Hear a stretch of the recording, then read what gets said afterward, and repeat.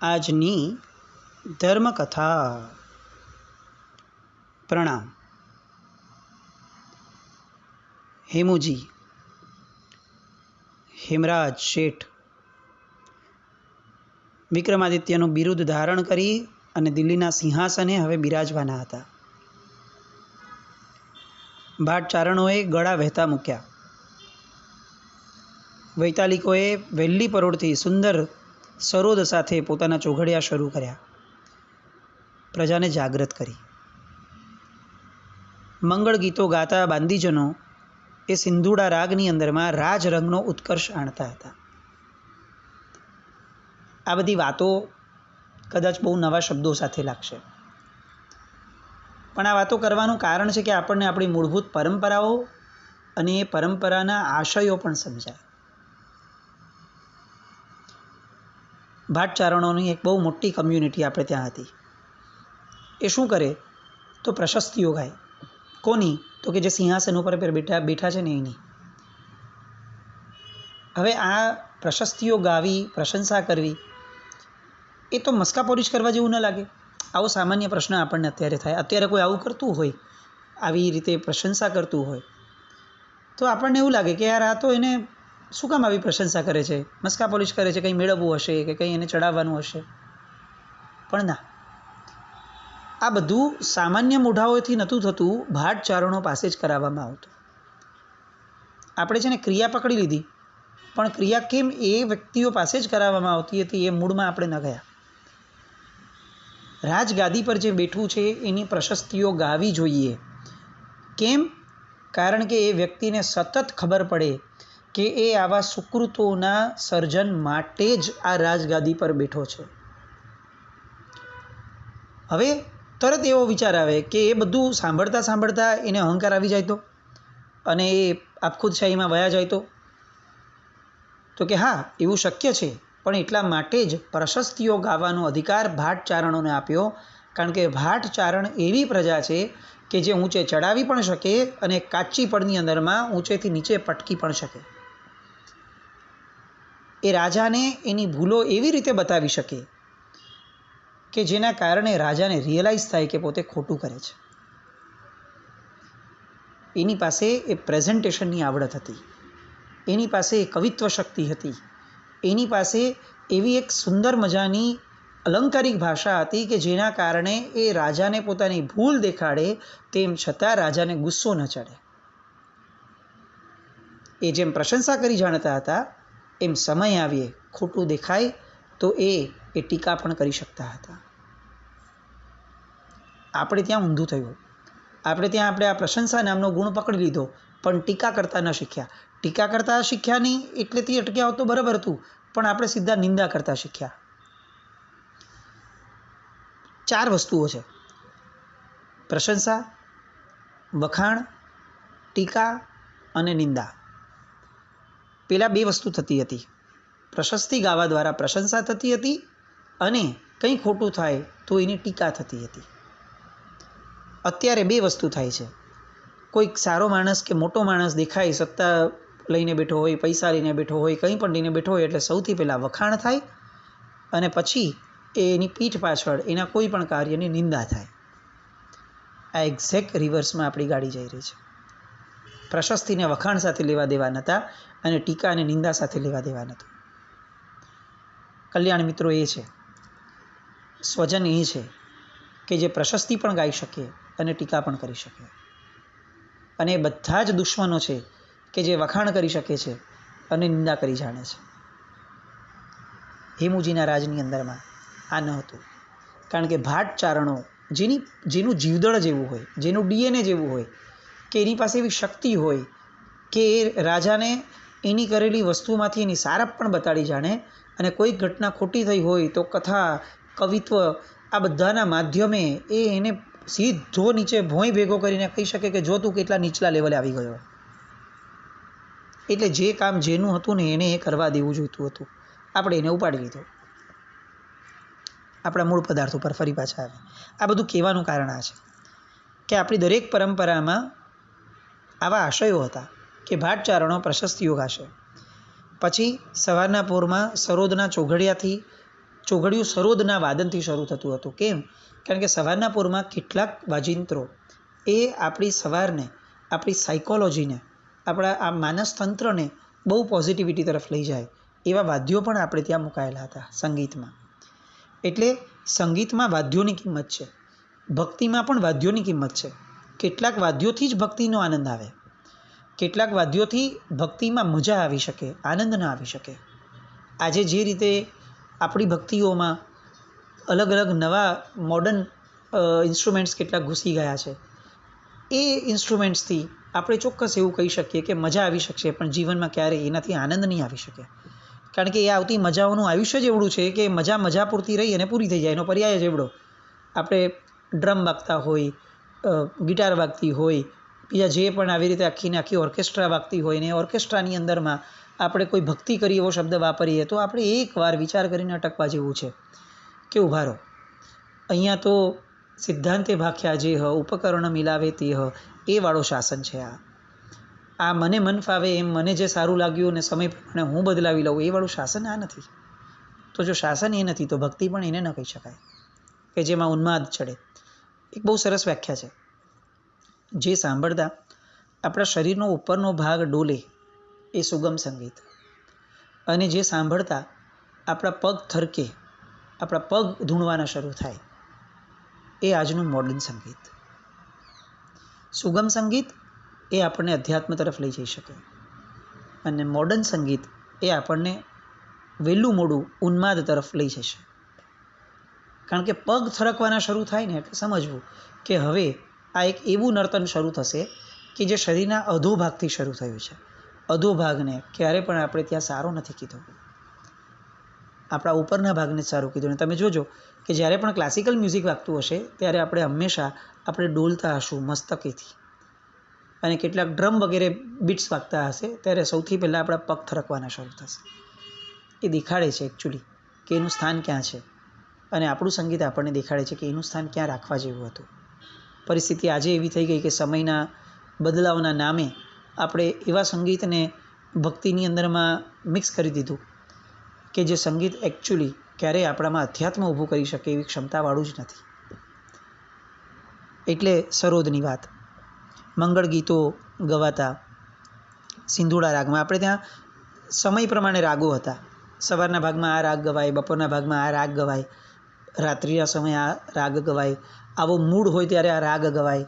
આવી ક્લાસિકલ સંગીતની બહુ લોજિકલ એક આખી ધારા હતી આપણે ત્યાં, જેને આપણે સમજીને રાગડા તણવાના કહી અને એને આપણે એટલું બધું હાંસિયામાં ધકેલી દીધું કે આજે જૈન ધર્મ સિવાયના ઘણા બધા ધર્મો એવા છે કે જે લોકોએ ક્લાસિકલ સંગીતને હજી પણ બહુ સારું સ્થાન આપ્યું છે. પણ પરમાત્માનું શાસન આજે જે સ્થિતિમાં છે એ સ્થિતિમાં આપણને એવું લાગે કે અહીંયા તો ક્લાસિકલ સંગીત ગાતા કે વગાડતા વ્યક્તિને તો લગભગ બિચારાને સ્થાન જ હવે નથી રહ્યું. અહીંયા તો તમે અમને ઉન્માદ જન્માવી શકો, અમારા પગ થરકાવી શકો, અમને નચાવી જાણો, બસ વાત પૂરી કરો. બસ આવા લોકો, આવી વ્યક્તિઓ, આવું અધૂરું શીખેલા વ્યક્તિઓ, એને એટલું બધું ઊંચું સ્થાન અપાઈ ગયું કે હવે સારું સ્થાન જેનું એકચ્યુઅલી પામવા જેવું હતું એ બીજા ધર્મો તરફ વળી ગયા, બીજા માર્ગો તરફ વળી ગયા. આ પણ બહુ મોટું નુકસાન છે. પ્રશ્નો એવા બધા છે ને કે ઘણીવાર એવું લાગે કે વાત કરવા બેસીએ આપણે ત્યાં અત્યારે દૂષણો એકચ્યુઅલી પ્રદૂષણના લેવલ સુધી પહોંચી ગયા છે, એટલે વેદના બહુ જન્મે છે. પણ આપણે મૂળ ટોપિક આપણો પકડીને રાખીએ. વિક્રમાદિત્ય હેમુ. દિવસો સુધી તરસાવતી રહેલી આકાશની જલભરી વાદળીઓ આખી રાત જાણે વરસી હોય એવું લાગ્યું. મોરલાઓ ઊંચી ડાળે અને મહાલીના શિખરે બેસીને ટૌકા પાડતા પાડતા નીકી પોકારતા હતા. મેઘરાજા છાટેલા રાજમાર્ગો અને શેરીઓ ઉપર પૂરકન્યાઓ ઇન્દ્રધનુ જેવી પટકુલ પહેરી, હીરા મોતીની દામણીઓ બાંધી, રંગોળીઓ અને સાથિયા પૂરતી હોય એવી રીતે આસોપાલવના તોરણો બાંધતી હતી, પુષ્પોના હાર તોરાઓ ગૂંથતી હતી. પુષ્પ, આસોપાલવ, આ બધી જ અભિવ્યક્તિ છે. આ બધી અભિવ્યક્તિઓ એ બહુ જ આવશ્યક હતા, આપણા જીવનનો એક ભાગ હતો. આપણને એવું લાગે છે કે પુષ્પ પૂજા એ પરમાત્માની પૂજાનો ભાગ હતો. ના, એ આપણા જીવનનો જ એક ભાગ હતો. એની બહુ જ સરસ વ્યાખ્યા દીપકભાઈએ બારડોલીએ હમણાં સત્સંગમાં આ વસ્તુ લીધી હતી. બહુ જ સરસ રીતે આ આપણને બહુ જ આનંદ ઉપજાવે, આપણી પરંપરાઓ પર ગૌરવ થાય એવી વાત કે કેમ વૃક્ષોનું મહત્ત્વ આટલું બધું. પરમાત્મા દીક્ષા લે તો પણ વૃક્ષની નીચે, એમનું કેવળ જ્ઞાન થાય તો પણ વૃક્ષની નીચે. એમનું સૂચિકર્મ થાય તો પણ કેળના વૃક્ષની નીચે. આવું બધું કેમ? સ્નાત્રમાં આજે પણ આપણે કેળના ઝાડ પાન લગાડીએ છીએ. ઘણા બધા વૃક્ષોની સાથે આપણું સંકલન છે. એમનું ચૈત્ય વૃક્ષ હોય, દેશના આપે તો વૃક્ષની નીચે હોય, ઘરે આસોપાલવના તોરણો બાંધવાના પ્રસંગ આવે ત્યારે આ બધી વૃક્ષોની વાતો કેમ આટલી બધી? બહુ જ સરસ એમણે રહસ્ય મૂક્યું કે વૃક્ષ એકમાત્ર પ્રકૃતિનું એવું તત્વ છે કે જેની અંદરમાં 6 નિકાયના જીવોનું યોગદાન રહેલું છે. પૃથ્વીકાય ધરતી ઉપર ઊભું છે, અપકાય પાણી દ્વારા ઊભું છે, તેવકાય એટલે અગ્નિકાય એ ઘર્ષણથી થાય છે ઊભું, એ બાળો એટલે એમાં અગ્નિ પડેલો જ છે વૃક્ષની અંદરમાં, એને બાળો એટલે અગ્નિ નીકળે એટલે તેવકાય. વાયુકાય એ એના જીવનનું સૂત્ર છે, પવન દ્વારા જે મોટું થયું છે. પૃથ્વીકાય, અપકાય, તેવકાય, વાયુકાય, વનસ્પતિકાય એ તો પોતે જ છે. એટલે આ જે મહાપુરુષ, જે દિવ્ય પુરુષ આ પ્રકૃતિના 6 કાયના જીવોને અભયદાન આપવા માટે જન્મ્યા છે, એમની દરેકે દરેક શુભ ઘટનાઓ એ 6 નિકાયની હાજરીમાં થઈ એવી પ્રતિકૃતિ, એવું આલંબન ઊભું કરવા માટે એમને વૃક્ષની નીચે બધું જ થાય. વૃક્ષ અંતર્ગત 6 કાયના જીવો પકડવાના છે. અને એટલે જ જીવની જેટલી પણ સારી ઘટનાઓ છે એ વૃક્ષ નીચે જો થાય તો વૃક્ષ તરફથી એને 6 કાયનું બળ મળે. આપણે ત્યાં ભણતર પણ વૃક્ષની નીચે હતું, કારણ કે 6 કાયનું બળ એને મળતું હતું. પ્રકૃતિ એકચ્યુઅલી વૃક્ષ દ્વારા જ ઓળખાતી હતી અને એટલે વૃક્ષના માધ્યમે આખીને આખી પ્રકૃતિ એનું વરદાન આપણને મળે, એના બ્લેસિંગ્સ આપણને મળે, એ આશય વૃક્ષની મહત્તા સ્થાપવાનો હતો. આસોપાલવનું તોરણ બાંધવાનો આશય આ અશોક નામનું વૃક્ષ હતું કે જે વૃક્ષના પાંદડાઓ પણ આપણા શોકને દૂરે કરે એવી શક્તિ ધરાવતા હતા. એ અશોક વૃક્ષ, એની પ્રતિકૃતિ સમૂહ અત્યારનું આસોપાલવ વૃક્ષ. એ આસોપાલવના વૃક્ષના પાંદડા ઘરે બાંધવાથી આપણને એમ લાગે કે ધાર્મિક પ્રસંગોમાં બાંધવાના, એવું નહીં. આસોપાલવનું તોરણ ત્યારે બાંધવાનું જ્યારે ઘરમાં શોકનો પ્રસંગ હોય, શોક લાગતો હોય અને શોક જોઈતો ન હોય ત્યારે આસોપાલવના તોરણ બાંધવાના. ઘરમાં બધા અપસેટ છે, બીમાર છે, કશો વાંધો નહીં, આસોપાલવના તોરણો બાંધો, આસોપાલવને બાજુમાં રાખો, શોક દૂર થઈ જાય. પ્રભુ તારા વૃક્ષ અશોકથી શોક દૂરે ગયો રે લોલ. આવી કડીઓ પણ આપણે ત્યાં લખાય. અશોક વૃક્ષના ચિંતન માત્રથી શોક દૂર થઈ જાય, આવી આખી વ્યવસ્થા છે. આજે વિક્રમાદિત્ય હેમુના આલંબને કેટલીક પારંપરિક વાતો કરવાનું કારણ આ છે કે આપણને આપણી પરંપરા પ્રત્યે પ્રેમ જાગે, આપણને આપણી સંસ્કૃતિ પ્રત્યે પ્રેમ જાગે કે જેણે આપણને આટલું બધું સરસ દાખવ્યું. આપણને એ પૂર્વપુરુષો પ્રત્યે પ્રેમ જાગે કે જેમણે આપણી ઉપર આટલો પરમ ઉપકાર કરીને આપણને આવા રહસ્યો દેખાડ્યા. અને આ બધા પ્રત્યે પ્રેમ જાગશે તો આપણે એ ધારામાં જઈ શકશું કે જો આ બધું જીવંત રાખવું હોય તો જે રીતે હેમુ જેવો એક વ્યક્તિ, શ્રાવક, એ જેમ દિલ્હીના સિંહાસન પર બેસીને ભારતને સિંહાસનને શોભાયમાન કરીને ભારતને સુદૃઢ અવસ્થામાં ચલાવતો હતો, તો આજે આપણે આ વિક્રમાદિત્ય હેમુના ચરિત્ર ઉપરથી એવો ભાવ પ્રગટાવીએ કે હે પ્રકૃતિ, હે ઈશ્વર, અમને આવો એક રાજવી આપ,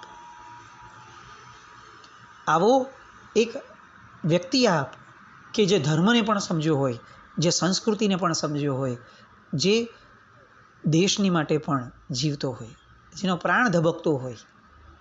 હેમુની આટલી બધી પ્રશસ્તિઓ ગાવાનું 32-33 દિવસથી ગાવાનું કારણ આ હતું કે આપણે કિંમત કરીએ કે માત્ર એક રાજા ન હતો, એ એક જૈન ધર્મને સાંગોપાંગ જીવનમાં ઉતાર્યો હતો એવો એક વ્યક્તિ, એવો એક શ્રાવક પણ હતો. અને આપણને સત્તાના સ્થાન ઉપર આવો વ્યક્તિ જોઈએ છે કે જે સાંગોપાંગ આર્ય સંસ્કૃતિને સાચવીને રાખતો હોય. આપણને શિરમોર સ્થાન ઉપર એવો વ્યક્તિ જોઈએ છે હવે આ દેશની અંદરમાં કે જે વ્યક્તિને મન આ સંસ્કૃતિની, આ પ્રકૃતિની, આ ધર્મ, આ માન્યતાઓ, આ બધાની બહુ જ મોટી કિંમત હોય. આપણે કોઈ પક્ષ કે કોઈ વ્યક્તિના સમર્થનમાં છે એવી વાત નથી. જે રીતે આપણે ઓલા દિવસે જોયું કે રામ મંદિરની બાબતમાં આપણે એક વસ્તુ જોઈ કે 1992થી લઈ 90થી લઈ અને જે એક નારો કરોડો વાર બોલ્યો કે જો રામ મંદિર કી બાત કરેગા વહી દેશ પે રાજ કરેગા, તો આજે આઉટ ઓફ નથિંગ 2012 પછી પરિસ્થિતિઓ પલટાણી અને જે રામ મંદિર પ્રત્યે પ્રેમ જગાડતા હતા એવી વ્યક્તિઓનું સત્તાનું સ્થાન આવી ગયું. કોઈના હિમાયતની વાત નથી, પણ મૂળ મુદ્દો આ છે કે જે બહુ જ ઘૂંટાશે એને પ્રકૃતિ પણ ચરિતાર્થ કરી અને સામે મૂકી દેશે, ખબર પણ નહીં પડે. 1990માં આવું બોલવાવાળાઓને ક્યાં ખબર હતી કે એમના જીવતા જીવત જ એમને આ દિવસ જોવા મળશે. એમ આપણે આજથી વિચારવાનું શરૂ કરીએ કે ભાઈ અમને આવું એક રાષ્ટ્ર જોઈએ છે. દેશમાં ભલે અત્યારે 1000 નહીં 10,000 પ્રોબ્લેમ્સ છે, પણ તેમ છતાં હું આ દેશની ધરતીમાં જન્મેલો છું. મને આવો દેશ જોઈએ છે. હું પ્રકૃતિને રોજ આવો સંદેશો આપું, રોજ 10 મિનિટ કાઢું. જેમ મારા અર્થકાર્ય માટે કાઢું છું, મારા એન્ટરટેન માટે કાઢું છું, એમ મારા દેશ માટે હું મારો સૂક્ષ્મનું બળ માટેનો સમય કાઢું. હું પ્રકૃતિને સંદેશો આપું કે જો ભાઈ મારી હેસિયત કેટલી છે મને નથી ખબર, હું તારી માટે કેટલું કરું છું મને નથી ખબર, પણ હું ઈચ્છું છું કે મારો દેશ આવો હોવો જોઈએ. હું ઈચ્છું છું કે મારું શાસન આવું હોવું જોઈએ. હું ઈચ્છું છું કે મારા પર રાજ કરતો રાજવી એ આવો હોવો જોઈએ. અને આવું જ્યારે કરોડો લોકો વિચારશે ત્યારે પ્રકૃતિએ એમને જવાબ આપવો જ પડશે. અને આપણી નજર સામે આ ઘટના બની કે કરોડો લોકો કરોડો વાર જે બોલ્યા, પ્રકૃતિએ એમના જ આયુષ્યકાળની અંદરમાં એ આઉટ ઓફ નથિંગ બહુ ગૌરવભેર એમને કરાવીને બતાવ્યું. તો જો એક રામ મંદિર બની શકે તો આવું રામ રાજ્ય કેમ ના આવી શકે? કેમ આવું એક હિન્દુ અખંડ રાષ્ટ્ર ન બની શકે? ભલે અત્યારે દુષ્કર લાગતું હોય, પણ આવા સપનાઓને જન્મ મળે એ માટે આ વિક્રમાદિત્ય હેમુનું આખું ચરિત્ર લેવાનો આશય હતો. આપણને ખ્યાલ આવે કે કેવી કેવી પરિસ્થિતિઓમાં કેવા કેવા માંધાતાઓને હરાવવાનું બળ આ હિમરાજ શેઠને મળ્યું હતું. 22 યુદ્ધો અજેય થઈને જીત્યા. એની પાછળ ફક્ત એમની યુદ્ધ કળા હતી એવું નહીં, એમની પાછળ એમની શ્રદ્ધાનું બળ હતું. એમની પાછળ પરમાત્માના શાસન પ્રત્યેની પ્રામાણિકતા અને વફાદારીનું બળ હતું. આપણી આગળ કદાચ યુદ્ધ કળા નથી, આપણી પાસે બીજી કોઈ સત્તા નથી, કંઈ નથી, પણ પ્રામાણિકતા આપણા હાથમાં છે, વફાદારી આપણા હાથમાં છે. આપણે મનમાં એ જન્માવીએ, વચનમાં અને કાયાના સ્તર પર કદાચ પછી આવશે, પણ આવશે એવી શ્રદ્ધા સાથે આજે મનમાં જગાવીએ. દિવસની 10 મિનિટ કાઢીએ અને એ 10 મિનિટ માટે આપણે એવું વિચારીએ કે જે રીતે વિક્રમાદિત્ય હેમુ એ આ ભારત ઉપર રાજ કરવા બેઠા, એક શ્રાવકે ભારત પર રાજ કર્યું, એવી રીતે આજે ફરી એવો કાળ આવે કે જે કાળની અંદરમાં આપણા જીવતા જીવત આવે એવો કાળ કે જે કાળની અંદરમાં આપણે એક શાંતિ લઈને બેસીએ કે વાતાવરણ અતિશય બગડી ગયું હતું. કદાચ એમ લાગ્યું કે આ સૃષ્ટિ એ સાવ ખતમ થવાના આરે આવી જશે. આ સંસ્કૃતિ ઓલમોસ્ટ નીલ થઈ ગઈ છે. હવે તો સંસ્કૃતિ વડીલોને નથી ગમતી, ઉપરના બેઠેલા નેતૃત્વમાં બેઠેલા સંતોને પણ કદાચ હવે સંસ્કૃતિની એટલી કે પડે છે કે નહીં ખબર નથી. એવા સમયે આપણે મનથી એવો ભાવ વિચારીએ કે એક નવસર્જન થશે. કારણ કે હંમેશા જ્યારે વિસર્જન થવાનું હોય ને ત્યારે એ વસ્તુ એની બળવત્તરતાથી પામીને થાય. જ્યારે માણસ મરવાનો હોય ને ત્યારે એને જોરથી ડચકો આવે, પણ એ ડચકો આવે એની પહેલાં એને થોડુંક સારું ફીલ થાય. બસ આવું જ છે. આજે જે પરાકાષ્ઠાની બદીઓ દેખાય છે, આપણે એવું માનીએ અને ઈચ્છીએ કે આ બધો જ આ અંત સમયનો ડચકો છે. વિસર્જન પહેલાંની આ એક પૂર્વ ભૂમિકા છે. વિસર્જન થવાનું જ છે, તો જ્યારે પરાકાષ્ઠાએ પહોંચે ત્યારે જ વિસર્જન કરીએ ને, અધકચરું કેમ કરીએ? બસ એટલે આ વિસર્જન એ નવસર્જનનું કારણ બનવાનું છે. આવી પોઝિટિવિટી સાથે આપણે આ વિક્રમાદિત્ય હેમુના આખાને આખા ચરિત્રને લઈએ. આપણે રોજ 10 મિનિટ કમસે કમ કાઢીએ. આમ તો છે ને આપણે ત્યાં ઘડીની કિંમત છે, એટલે કોઈ પણ વસ્તુ 48 મિનિટ, 24 મિનિટ, 12 મિનિટ આ ધારામાં જો કરાઈ હોય તો એ સમય સાપેક્ષ ગણાય. એટલે જો આવી રીતે કંઈક બેસી શકાય, આખું ઘર બેસે, કેટલીક વાર મનથી થાય તો કેટલીક વાર ભાષ્યથી થાય. આપણે વાતચીતમાં પણ આવું લોકોની સામે લાવીએ કે ભાઈ હવે તો આર્ય સંસ્કૃતિ આવવાની, સંસ્કૃતિનો ઉદય થવાનો, રામ રાજ્ય આવવાનું, રામ રાજ્ય આવશે અને આપણા જીવતા જીવત આવશે. આવા શુભ શબ્દો એ પણ એક મંગળ છે. સારા આશીર્વાદો આપવા એ પણ એક મંગળ છે.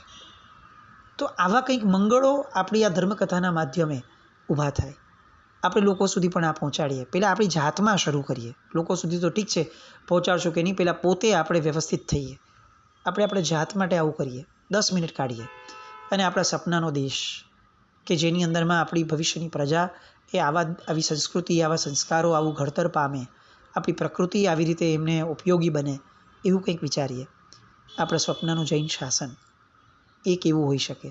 ભલે એમાંનું કંઈ જ આપણે નથી કરી શકવાના, આપણી શક્તિ જ નથી, કંઈ દેખાતું બી નથી, અણસાર બી નથી દેખાતો કે આવું કંઈક થશે, કશો જ વાંધો નહીં. મારા વિચારોનો પણ એક પડઘો છે અને પ્રકૃતિએ એ પડઘો આપવો જ પડશે. બસ આવી કંઈક ધારા, આવા આશયથી આપણે આ વિક્રમાદિત્યના હેમુના ચરિત્રમાંથી આપણે આ કંઈક નક્કર એક સૂક્ષ્મનું બળ ઊભું કરીએ. ભાગીને આપણે શાસનમાં કોઈ પરિવર્તન નથી લાવી શકતા, ભાગીને આપણે કોઈ દેશની અંદરમાં પરિવર્તન નથી લાવી શકતા, કશો જ વાંધો નહીં. આપણે પલાઠી વાળી અને પરિવર્તન લાવશું. આપણે એ ધર્મને પામ્યા છે જે ફક્ત સ્થૂળને મહત્ત્વ નથી આપતો, એના કરતાં કંઈક ઘણું મહત્ત્વ એ સૂક્ષ્મના બળને આપે છે. ચાલો, સ્થૂળના બળથી કંઈ જ નથી થઈ શકતું, વાંધો નથી, પલાઠી વાળીને બેસી જઈએ અને સૂક્ષ્મનું બળ આ દેશને આપીએ, સૂક્ષ્મનું બળ આ શાસનને આપીએ, સૂક્ષ્મનું બળ આ સંતો મહાત્માઓ એ સંસ્થાને આપીએ, સૂક્ષ્મનું બળ આ શ્રાવકોને આપીએ, સૂક્ષ્મનું બળ આ રાજનેતાઓને આપીએ કે જેમની અવળીમતીને સન્મતિ બનાવવા માટે આપણું આ બળ કામમાં આવી શકશે. બસ આવી કંઈક પોઝિટિવિટી ઊભી કરીએ. અને વિક્રમાદિત્ય હેમુનું આ ચરિત્ર એ આપણને એક જીવનની અંદરમાં છેક છેલ્લો શ્વાસ ન લેવાય ત્યાં સુધીનો એક નિત્યક્રમ આપણને આ આપે. આ બધું થતાં વાર લાગશે કદાચ, પણ કરોડો લોકો કરશે તો થઈ જશે. કુદરત પણ ઈચ્છિત તો હશે ને કે એ 16 શણગાર સજે. બસ આપણે તો એને એક એક શણગાર કહેવાનો છે કે ભાઈ જો આ શણગાર સજ, બહુ સારી લાગીશ તું. બસ આવું કંઈક આપણે શરૂ કરીએ, આવા આંદોલનો, માનસિક આંદોલનો શરૂ કરીએ. એવી શુભ મંગલ કામના સાથે વિક્રમાદિત્ય હેમુ અને એમની ચરિત્રની